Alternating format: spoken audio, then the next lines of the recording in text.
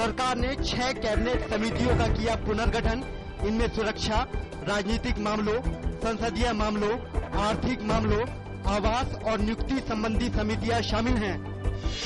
Switzerland के केंद्रीय bank ने वहां के बैंकों में भारतीय नागरिकों के जमा धन में 40% बढ़ोतरी होने का दावा किया है।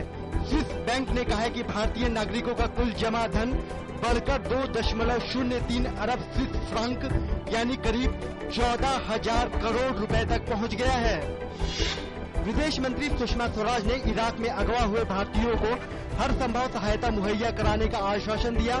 उन्होंने कहा कि इस मामले में कोई कोर कसर नहीं छोड़ी जाएगी और सरकार पूरे मामले पर नजर बनाए हुए है। विदेश मंत्रालय ने बताया कि इराक की सरकार ने अगवा किए गए 40 भारतीयों के बारे में सूचना प्रदान की। विदेश मंत्रालय में प्रवक्ता सैयद अकबरुद्दीन ने कहा कि अगवा किए गए भारतीयों की स्थिति का पता चल गया है। पंजाब के मुख्यमंत्री प्रकाश सिंह बादल ने कहा है कि वो इराक में अपहृत भारतीयों की सुरक्षित रिहाई के लिए लगातार सरकार के संपर्क में है। उन्होंने कहा कि पंजाब सरकार इराक में फंसे लोगों के संबंधियों को लगातार मदद मुहैया करा रही है। प्रधानमंत्री नरेंद्र मोदी ने रूस को बताया एक विश्वसनीय और अहम सहयोगी।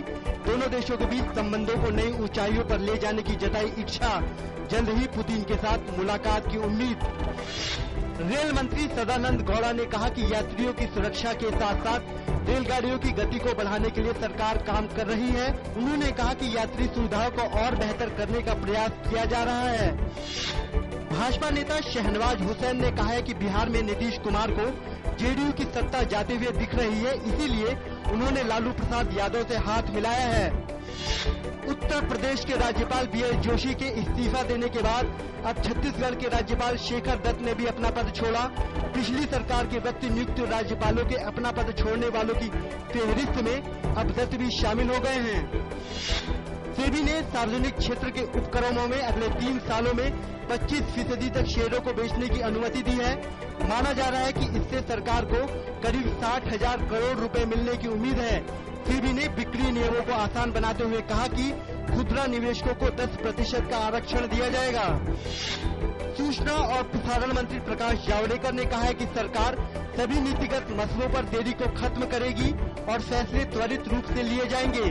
उन्होंने कहा कि एफएम पर समाचार होने चाहिए और इस पर विचार चल रहा है। दूसरे दिन भी शेयर बाजार में देखी गई नरमी। सेंसेक्स 44 अंक की गिरावट के बाद 25,202 अंक पर बंद हुआ।